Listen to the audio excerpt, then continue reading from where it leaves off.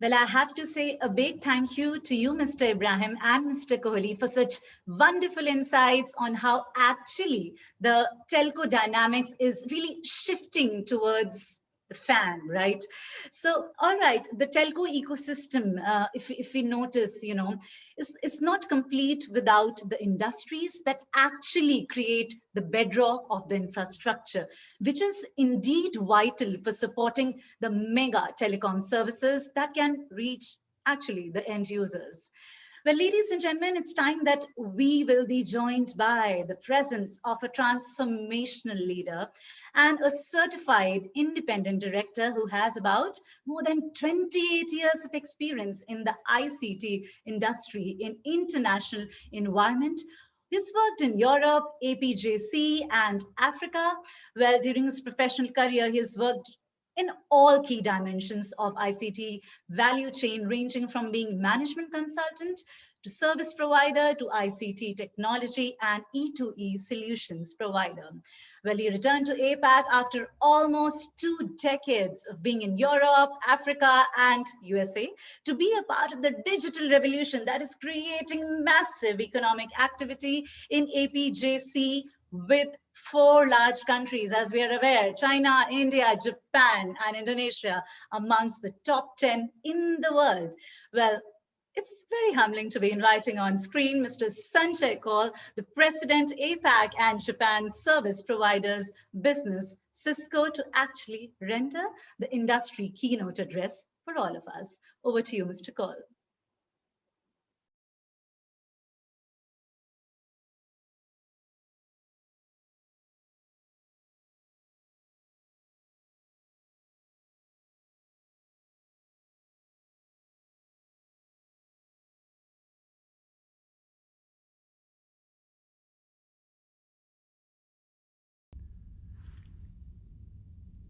Good morning, ladies and gentlemen. This is an absolute pleasure to be here. Telecom Leadership Forum has been a ritual for me for many years, and I like to thank organizers, PG, who has been a great partner, and industry veteran to bring up the real issues to the surface. So thank you for inviting me once again to this forum. Today I'm going to talk about bridging the digital divide and really crafting a strategy for Internet for Future.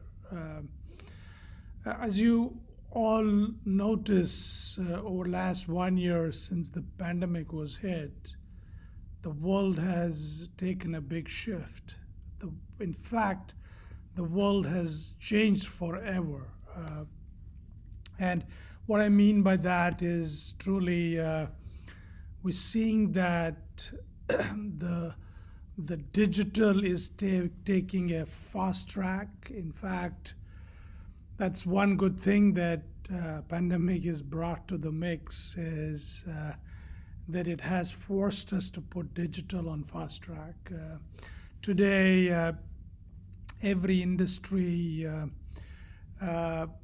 students, the organizations, the public sector organizations, and the governments all are pivoting to digital as the way of doing their business, a way of operating, and way of sustaining, and way of growing in this era. Post-pandemic, I think we believe majority of the businesses will have a portion of their business really in the same way as it was during the pandemic, meaning work from home, play from home, study from home. And I think that is really pushing the key indicators from a telecom perspective. We believe that the India bandwidth demand will continue to grow. We believe there will be about 975 million internet users or broadband users by 2025, and truly digital will impact roughly 23% of the GDP of the country, and impact on digitization powered by IoT, 5G, and Wi-Fi 6 would be 15-fold. And these are incredible stats from a perspective of what you need in your networks to really sustain and deliver for these kind of expectations. So as a result, we see the service providers' priorities really shifting, and we put them in 4 categories. The first one is they need to reimagine their applications, because applications was an extension of what they did. The application was an extension of how they ran their business. But I believe we are moving into an era where applications is the business. I think that's kind of one priority to sort out. The second one, you heard me talk about that, is the fast track transformation of their infrastructure. I mean, as they're coping with getting their 4G networks up to speed, they are now really need to pivot to get 5G embraced, and making sure the transformation in the network is such that with 4G, 5G networks, they have the network has ability to offer digital value plays. Third important priority is securing their data. And what I mean by securing their data and keeping it connected and ubiquitous is because as your fast broadband networks proliferate and the data is going beyond connecting people and is basically digitizing everything that's benefiting from a digital connection, there's a lot of action happening at the edge of the network. And I think your security is as good as that last terminal or the last IoT device that connects to the data. So hence security is not now limited to only your data centers or core network. It is to be extended to every part of your network. And then the last piece is about empowering the teams. And what I mean by this is truly ensuring that the telcos are using technologies like AI, ML, automation to put it into every process that they can automate and benefit from. Because we believe in this era of Industry 4.0, the money would be made through instant gratification. And for that, you need visibility into the network. You need visibility into what your customer connections need. And because that's where the true monetization power will come in. So when all this is in place, we believe the true avatar of Internet 2.0 or Internet for future will begin. And I think that is the power 5G, Wi-Fi 6, and automation and IoT brings together. But what it also does is it will force us to adopt to this new normal for the way we work, we play, we live, and we learn. And as a result, there will be emergence of new participants, many still unconnected, and IoT emerging. We will see our networks getting extended all the way to enterprise verticals in the pursuit of making those verticals efficient, in the pursuit of digitizing those industry verticals. And then the last one is the new potential, which is the foundation for for economies, the foundation for societies, and the foundation for governments that embrace this digitization. And I think all these three elements can be powered by these future networks.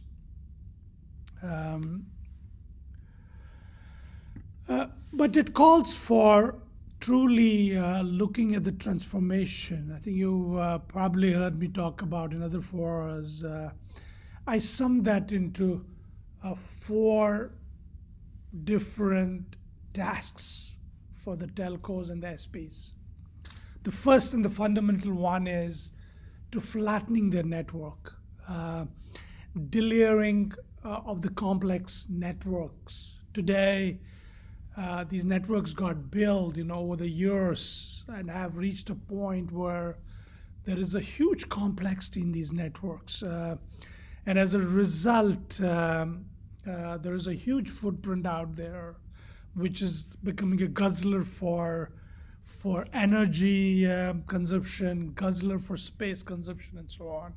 So the first thing we need to do is using 5G and evolution to this digital network is to flattening these networks, converging the cores, converging the IP and optical, taking on the journey for automation, SRv6 and telemetry.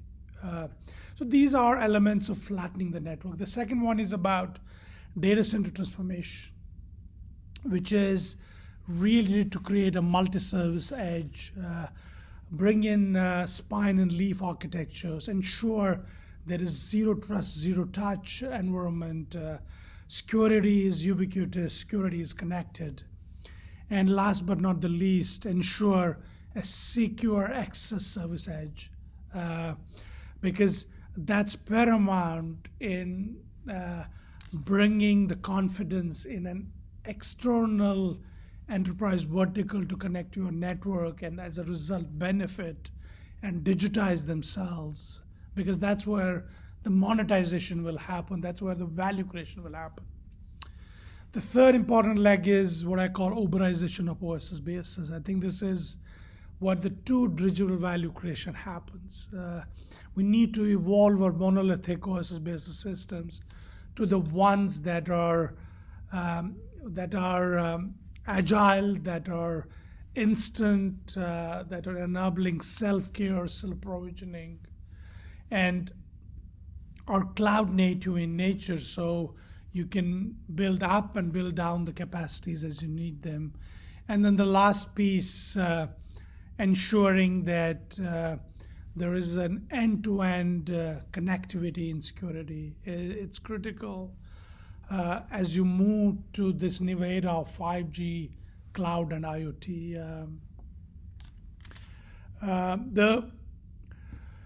What is then Cisco doing in this environment? I think truly, if you look at our mission for service provider business, it is to redefine the new customer economics, looking at possibilities to helping you grow revenues with new B2B motions, with new B2C opportunities. But it's also about reducing cost by redefining the network architectures, reducing the complexities, as I said, and automating the operations wherever you can and wherever you can take cost out. And last but not the least is de-risking business with trust, security, support, and financial breadth.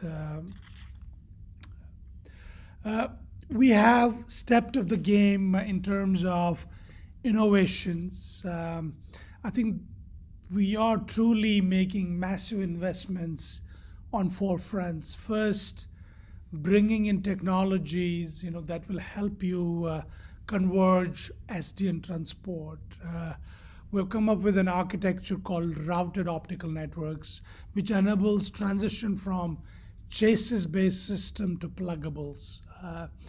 It helps you reduce the complexity, lower the costs. Early cases, we're seeing OPEX and CAPEX savings up to 40%. We are investing in 5G cloud services, which will help you improve subscriber, customer experience, and help you create new opportunities as you continue your pursuit for offering digital value plays to every enterprise vertical that benefits from digitization. And the last one is the service edge, where we're shifting computing resources closer to the devices, closer to the end devices, improving user experience, reducing deployment times, and lowering the cost through innovative business models.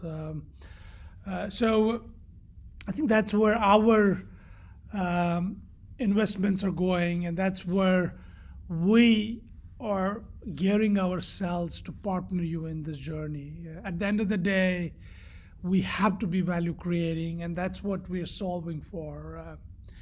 And I think all this put together is truly feeding into our Cisco's purpose.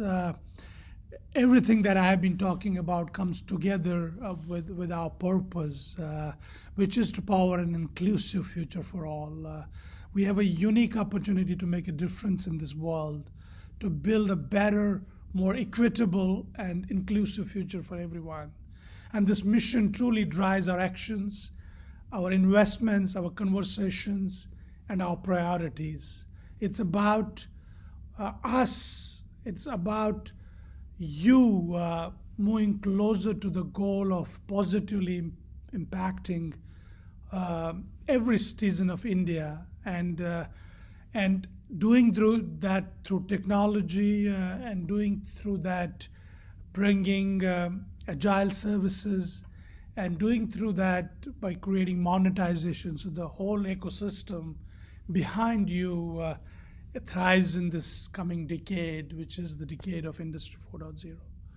So I think that's all I had to say. Once again, thank you very much for the opportunity, and I wish you a great conference, and I wish you all the fun listening to different sessions. Thank you very much. Thank you.